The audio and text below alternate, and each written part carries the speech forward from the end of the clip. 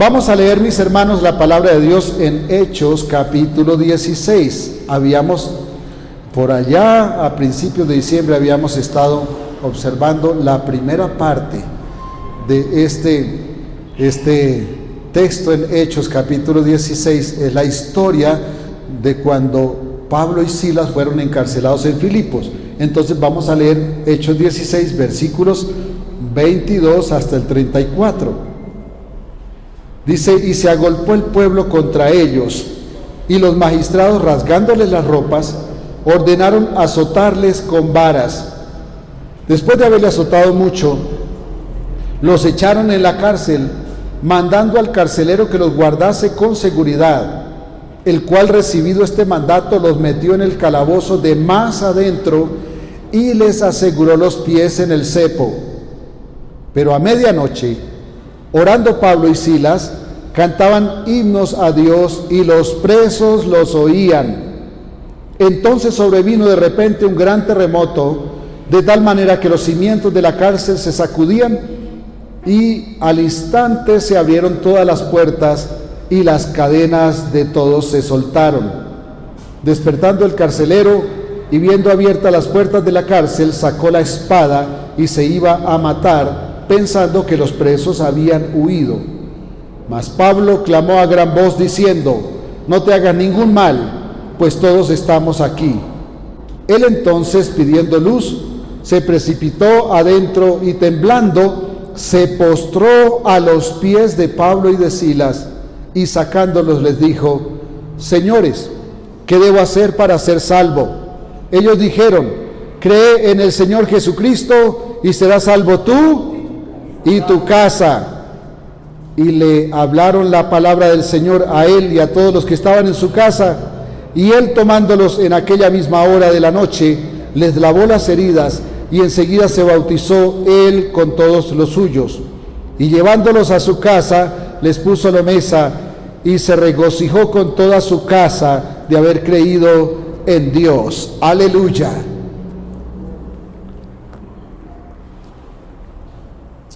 Padre nuestro, gracias porque tu palabra es viva y es eficaz, es cortante como toda espada de dos filos, más que espada de dos filos, y es la única cosa que escanea nuestros pensamientos y nos confronta y nos hace comprender cuánto necesitamos. Perdónanos tanta rebelión, porque pasamos por encima de estas cosas y seguimos tantas veces haciendo lo que nos place. Ten misericordia, abre nuestros oídos en el nombre de Jesús. Amén. Alabar a Dios en el dolor quiebra cadenas y abre puertas. Alabar a Dios en el dolor quiebra cadenas y abre puertas. En los versículos que anteceden vimos que el apóstol Pablo y Silas fueron acusados de alborotar la ciudad de Filipos. Decían ellos: enseñando cosas que no nos es lícito recibir ni hacer, por ser nosotros romanos. Eso decían los que los acusaron. Pero en realidad ellos estaban airados porque Pablo había expulsado un demonio de una sierva que les reportaba grandes ganancias haciendo adivinación, porque tenía demonio de adivinación.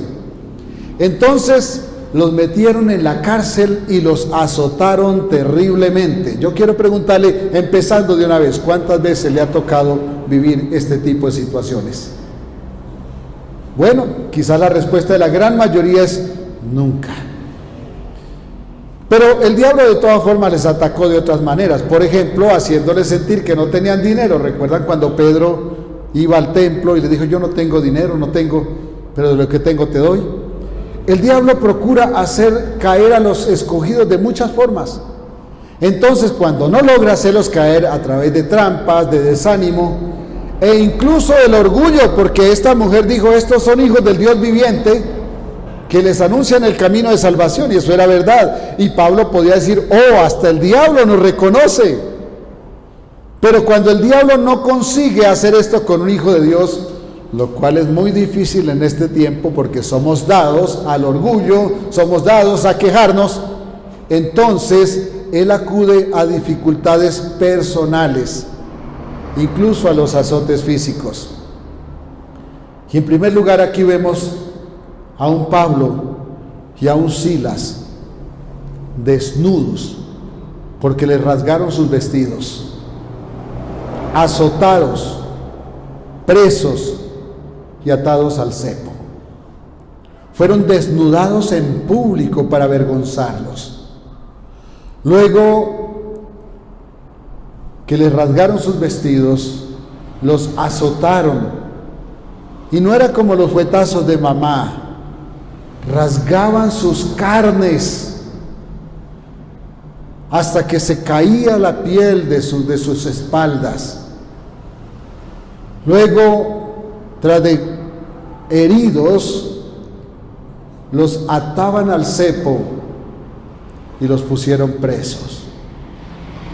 Esto por una sola razón: por declararse hijos de Dios y seguidores de Jesucristo. Fueron sometidos a vergüenza, los dejaron desnudos en público, los azotaron, sus cuerpos estaban demasiado dolidos, los ataron al cepo. Cuando los ataban al cepo, la idea era que cualquiera que pasara los golpeara, los escupiera, les dieran de puntapiés. Y esto, hermanos, tenía un fin y era sujetarlos a opresión. Además, el cepo les impedía moverse. El cepo era un artefacto de madera, donde en este caso dice que los ataron por sus pies, metían un pie por un hueco, otro pie por un hueco, ponían otro madero, de tal forma que no se podían zafar, no se podían mover, y allí estaban, en medio de su dolor, sin siquiera poderse mover para cuidar sus heridas.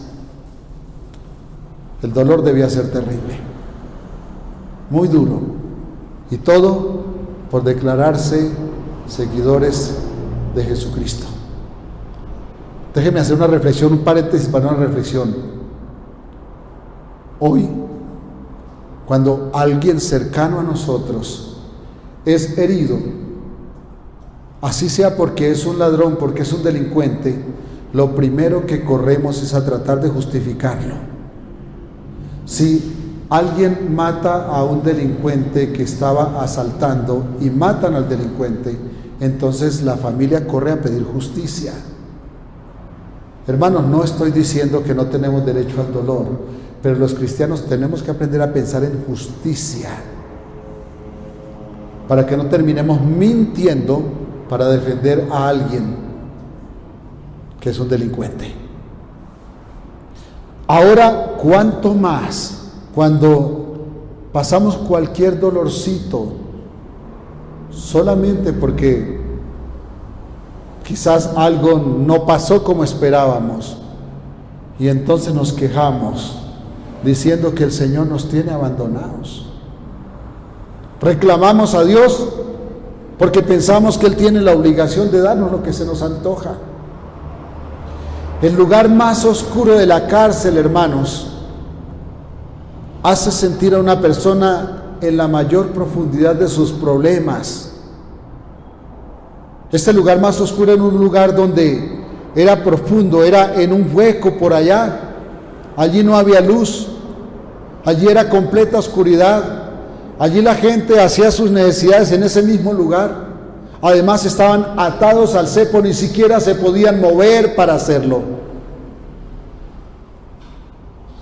¿Pero qué estaban haciendo ellos? ¿Renegando? Alabando al Señor. Imaginemos por un momento cómo se sentirían Pablo y Silas, desnudos, azotados, presos, atados al cepo y encerrados en la parte más profunda de la cárcel, soportando el peor dolor en medio de semejante podredumbre. Sus heridas se infectan en esa podredumbre. ese olor fétido, las infecciones y en total oscuridad. Amados hermanos, este es el cuadro cuando el diablo ataca a los santos. Parece que no hay salida. Parece que no hay alternativa. Cuando el enemigo quiere vulnerar la fe de un creyente, la situación no parece fácil. Procura debilitarlo de tal manera que si no está fuerte en su fe, ese cristiano tiende a hundirse. Quiero preguntarle a usted que está aquí o a quien está allí en la pantalla, ¿le ha pasado? ¿Se ha sentido sin salida? ¿Por qué? Dígame si no es cierto que muchas veces es por algo mucho más pequeño que lo que padecieron estos hombres. A veces es por cualquier cosa que ni siquiera físicamente duele. Bueno, el corazón a veces tiende a doler más de lo que duelen las carnes, es cierto, pero somos nosotros los que decidimos cuánto duele el corazón cuando no sale sangre por la piel. Somos nosotros los que decidimos qué tanto nos dejamos herir de aquella persona que quiere insultarnos o que quiere dañar nuestras emociones. Es uno el que decide cuánto le afecta, nadie más. Dura prueba pasa a quien es azotado. Por eso, amados hermanos, amados amigos, todo hijo de Dios debe fortalecerse todos los días en la fe. Debe convertirse en un guerrero que lucha todos los días, pero no contra las demás personas. Conozco un hombre en algún lugar del país que tiene un negocio y no lo quiere nadie. Él se declara cristiano, le predica la palabra a todo el mundo, pero trata mal a todo el mundo porque él no soporta a nadie. Yo no sé cómo se lo soporta la mujer. Perro que se le atraviese frente a su negocio es capaz de envenenarlo o de matarlo. Si alguien parquea un carro cerca a su negocio, se va de mala forma a decir que lo quite porque le tapa su negocio. Él no se ha dado cuenta que la gente no entra a su negocio, no es porque le tapen el negocio, sino porque él espanta a la gente con su actitud. Pero un hijo de Dios debe estar preparado para ser azotado, para ser herido, para ser maltratado, incluso injustamente. Número 2. Aquí pasa algo, y es que ellos oran y alaban con gozo, y esto les devuelve la paz. Orar y alabar gozosos, hermanos, devuelve la paz, aun estando en la peor circunstancia. Versículo 25 dice, pero a medianoche, hermanos, el que dice para mí es religioso acostarme a las 8 de la noche, ellos estaban a medianoche despiertos. Probablemente el dolor no los dejaba dormir. Además, ¿cómo dormían si estaban atados al cepo? El dolor es terrible todavía. La inmovilidad produce un dolor terrible, además con sus carnes desgarradas. Pero a medianoche, orando, Pablo y Silas cantaban himnos a Dios. ¿Y qué pasaba? Los demás presos los oían. A mí nunca se me olvida la primera vez que fui a una cárcel en mi pueblo. Yo no sabía cómo era una cárcel. Cuando llego allá, lo primero que veo es un diablo pintado enorme en la pared. Y por donde miraba veía cosas horribles. Bueno, ahorita no necesito ir a la cárcel para ver eso. Hasta en las camisetas hay cosas horribles pintadas. Pero para mí eso fue extraño. Yo había ido con la iglesia, ese día iba a cantar allá y yo casi no soy capaz de cantar cuando veo todo eso.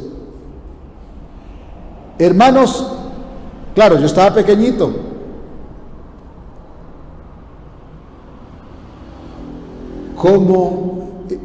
¿Cuál es la actitud de un preso?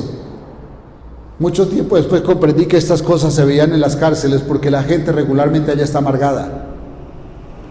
Allá está mirando cómo se escapan, allá está mirando cómo maltratan a los guardias. Pero estos dos presos estaban cantando, cantaban himnos a Dios. Y los presos, los que acostumbran a pintar cosas horribles en las paredes de las cárceles, los oían. Una pregunta que indudablemente surge es: ¿de qué están hechos estos hijos de Dios? ¿De qué están hechos estos hijos de Dios que vertiendo sangre de sus lomos, atados por sus pies y tal vez sus manos también, no reniegan, sino que sacan fuerzas para cantar, para glorificar al Señor? ¿De qué están hechos? ¿Qué les hace que en vez de quejarse, que en vez de llorar, que en vez de renegar, que en vez de insultar, se pongan a cantar gozosos? ¿Saben cuál es la respuesta? Es que fuimos hechos para eso. Fuimos hechos para dar gracias en todo, así lo dice la palabra de Dios. Estad siempre gozosos, orad sin cesar, dad gracias en todo. ¿Por qué? Porque esta es la voluntad de Dios para con todos nosotros en Cristo Jesús. Muchas veces cuando me acerco a una persona y le hablo de honrar a sus padres, dice: para usted es fácil decirlo porque a lo mejor tuvo un buen papá, pero mi papá no se merece que yo lo honre. La palabra de Dios nunca pregunta si nuestro papá se merece o no que lo honremos, solamente da una orden: honra a tu padre y a tu madre para que te vaya bien y seas de larga vida. Y esto es un reflejo de lo que los hijos de Dios hemos de hacer, y es honrar al Padre, porque Él lo ordena y porque además es el único Padre que es enteramente amoroso y que aunque nos pase por el dolor, siempre tiene cuidado de no destruirnos, porque Él también se duele cuando pasamos por el dolor, solamente que el dolor es necesario para que aprendamos a ser formados como hijos que aprenden a honrar a Dios. Fuimos hechos para cantar, para dar gracias en todo, para honrar a Dios en todo. Los hijos de Dios, los verdaderos hijos de Dios, no se podrán concebir de otro modo que no sea glorificando al Señor en toda condición. Estad siempre gozosos, orad sin cesar, dad gracias en todo, porque esta es la voluntad de Dios para con vosotros en Cristo Jesús. 1 Tesalonicenses 5, 16 al 18. Esta es la forma en que los hijos de Dios, los verdaderos soldados de Jesucristo, guerreamos esta batalla en que vivimos continuamente. Es alabando, es adorando, no es agarrándose con el vecino para que le dé la razón. Un error que cometen las parejas cuando vienen a consejería es que cada quien siempre quiere que le den la razón. Yo me quedo mirándolos y les digo, al principio siempre les digo: si necesitan un abogado, no me busquen a mí, váyanse a la 13 que allá los consiguen. Yo aquí soy consejero, así que aunque usted tenga la razón, no se la voy a dar, porque los arreglos, la conciliación nunca se hace buscando que alguien gane una batalla y que el otro reconozca la derrota, sino cuando ambos sienten que ganan. Y la única forma de llegar a eso es que cada quien esté dispuesto a dar pasos de reconciliación. Así que cuando alguien me dice: dígame si tengo o no la razón, yo le digo: acuérdese que no le voy a dar la razón porque no soy su abogado. Si necesita un abogado, pues que busque al hermano Francisco. Pero conmigo no, porque la función de un árbitro en el campo de juego es que los jugadores no se maten, no darle la razón a alguno. Por eso a veces los jugadores se arrancan los cabellos, pero el árbitro ha tomado su decisión y punto. La forma como guerreamos los verdaderos soldados de Jesucristo es estando siempre gozosos, es adorando al Señor en todo. Cuando un creyente que está en prueba, en dolor, se deja invadir por el desánimo y reniega, o reclama al Señor por cómo se siente, ese creyente en ese momento está dando la espalda al amor de Dios y deja que las circunstancias decidan cómo vive, porque uno vive como decide sentirse. Uno se siente como uno decide. Algunos saben que me gustan los juegos de palabras y hace un tiempo solté uno por ahí. El problema no es lo que me pasa, sino qué pasa con lo que me pasa. O lo que me pasa acaba conmigo, o yo acabo con lo que me pasa. ¿Qué hace la diferencia? La decisión que yo tomo. Es triste que los santos del Señor abandonen la fe para dejarse derrumbar por las circunstancias del momento. Es doloroso. ¿De dónde más se agarra si entrega su fe? ¿De dónde se agarra si le dio la espalda al Señor? Cuando un cristiano se deja doblegar por el dolor y reniega, desecha las bendiciones y abre la puerta para que la desesperación gobierne su vida. Quiero preguntar una vez más, ¿cómo va a vivir o cómo decide vivir las circunstancias? El peor dolor de un hijo de Dios es que se haya dado por vencido. Cuando un hijo de Dios se da por vencido, hermanos, no hay nada que le levante. ¿Quién le va a levantar? ¿Quién le va a levantar? No le queda esperanza. ¿A dónde o a quién más acude? Por eso una persona, cuando se deja derrumbar, sufre tanto y le cuesta tanto levantarse. Y yo sé que de los que estamos aquí, algunos sabemos qué es eso. Sabemos que es decidir entregarnos. Sabemos que es decidir darnos al dolor. Y sabemos que es saber, o que es sentir que no tenemos esperanza de levantarnos.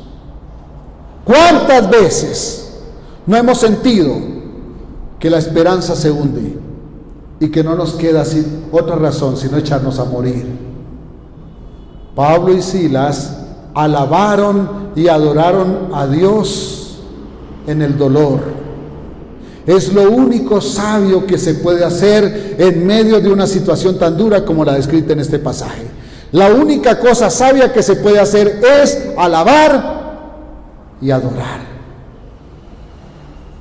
Número 3.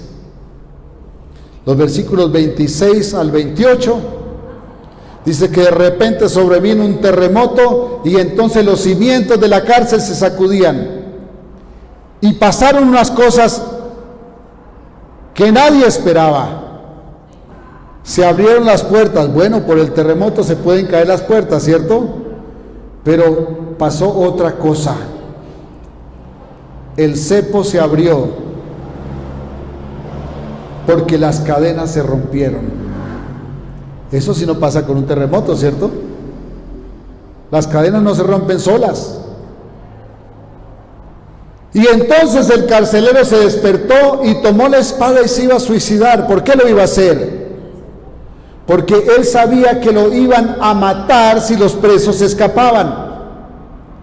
Entonces prefería quitarse la vida él mismo que pasar la tormenta, a lo mejor de ser crucificado.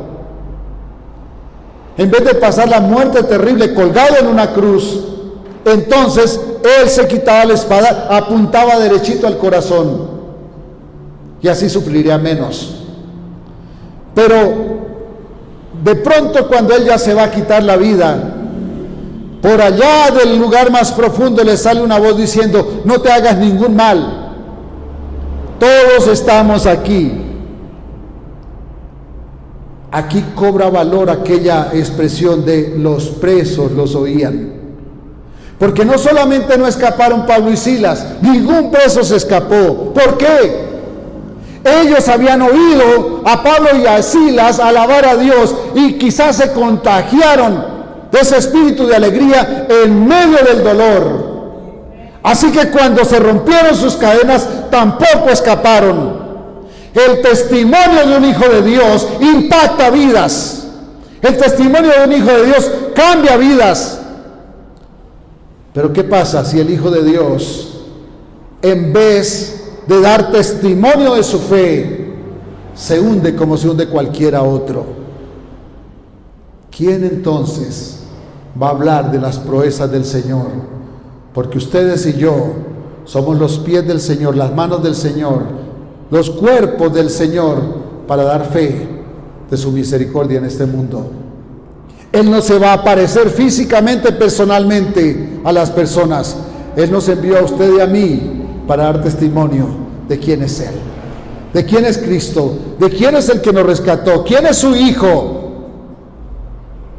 Como ellos no cedieron a la tentación de descomponerse, de desesperarse, de quejarse, ni dejarse dominar por el dolor y la vergüenza, el Señor hizo algo que Él siempre hace, porque no deja a sus hijos botados.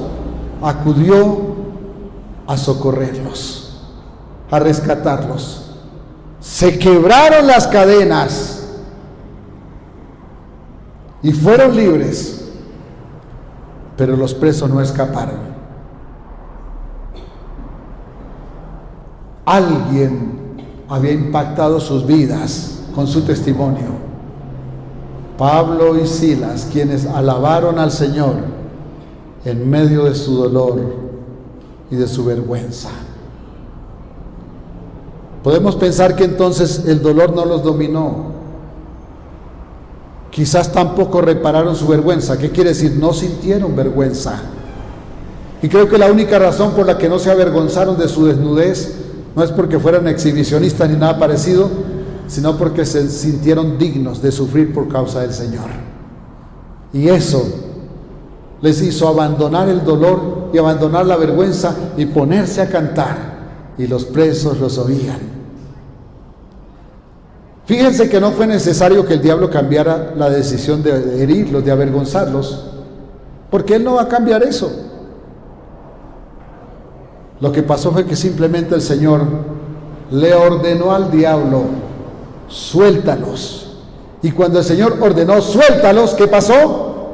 Él tuvo que soltarlos. Amados hermanos, las puertas que Dios abre, no hay demonio que las pueda cerrar. Las cadenas que el Todopoderoso quebranta, no hay poder que las pueda contener. Si Dios le dice a usted: eres libre, usted es libre, aleluya. Pregunta: ¿qué hace un hijo de Dios entonces quejándose? ¿Qué hace un hijo de Dios llorando? No le estoy juzgando, ni más faltaba. Estoy hablando de lo que usted y yo necesitamos aprender. Necesitamos aprender a confiar en Dios, a creer en sus promesas, porque Él nunca, nunca deja a sus hijos abandonados. Como decía el salmista: joven fui y he envejecido, y no he visto justo desamparado, ni su descendencia que mendigue pan. Aleluya. ¿Cuántos dan gloria al Señor? Aleluya.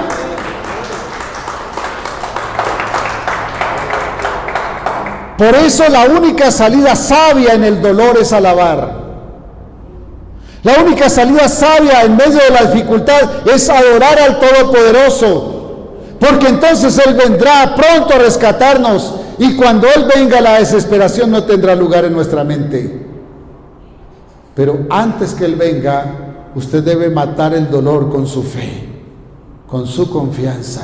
Nuestro espíritu no será quebrantado, porque el dolor siempre será inferior a la fe, y la aflicción no hallará espacio en nosotros cuando nos armamos de fe, cuando ponemos en evidencia la confianza que tenemos en Dios.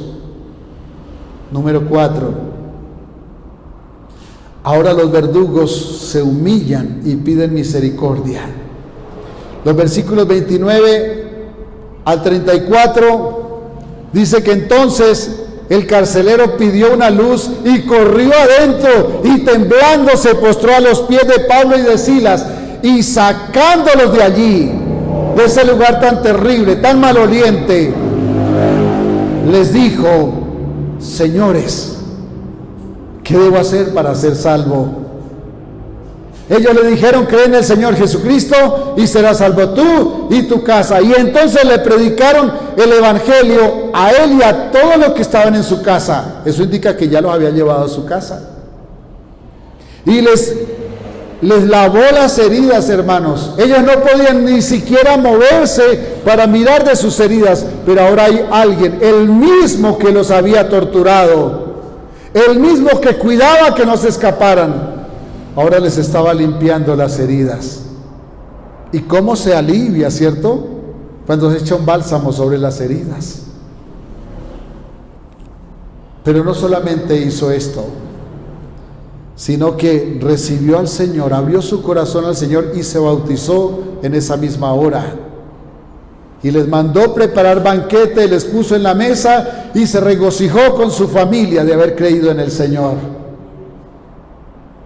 Este hombre que antes los torturó, que les causó semejante dolor, ahora se postra a sus pies y les suplica que le den una guía que transforme su vida y la de los suyos, porque aunque era un hombre importante, no tenía paz en su corazón.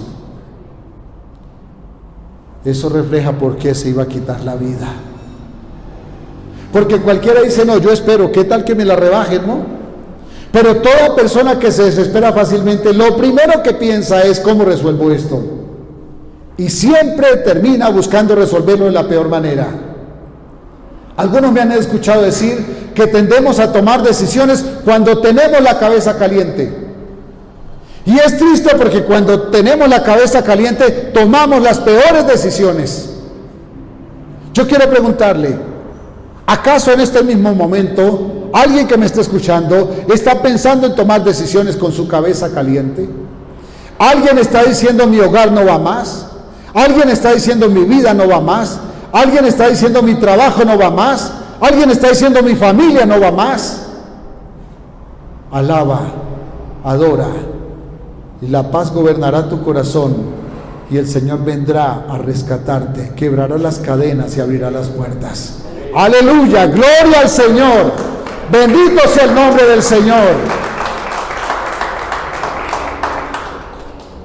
Es que este hombre que dice ahora que les está suplicando por una vía de entendimiento a su situación, él vio a Pablo y a Silas sufrir tan dura tribulación, pero también los vio gozarse en medio de ese terrible dolor. Él presenció cómo ese gozo y esa alabanza elevada en medio del dolor les quebró las cadenas y les abrió las puertas de la cárcel. Él vio esto con sus ojos. El carcelero no lo entendía, pero supo que ellos tenían una fe superior. Supo que la fe de ellos era superior a la de cualquiera, y entonces de ninguna manera los iba a dejar ir sin conocer acerca de esa fe que hace inquebrantable el corazón de quienes esperan en Jesús. Hermanos, el quebranto de alguien cuando está en la prueba no tiene que ver con su fragilidad, sino por su falta de fe. Claro es que somos frágiles, pero la única forma de mantenernos firmes en medio del dolor es que nuestra fe se afirme en Cristo, y entonces nuestro corazón no se quebrará, se mantendrá firme. Señores, ¿qué debo hacer para ser salvo?, les preguntó humillado a sus pies. Sin mediar palabras, ellos le dijeron: cree en el Señor Jesucristo y serás salvo tú y tu casa.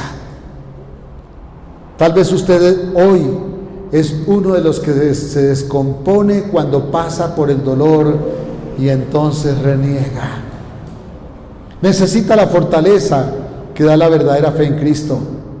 Quizás es alguien como el carcelero que no sabía cómo salir de la postración en que vivía, aunque era una persona importante y con poder.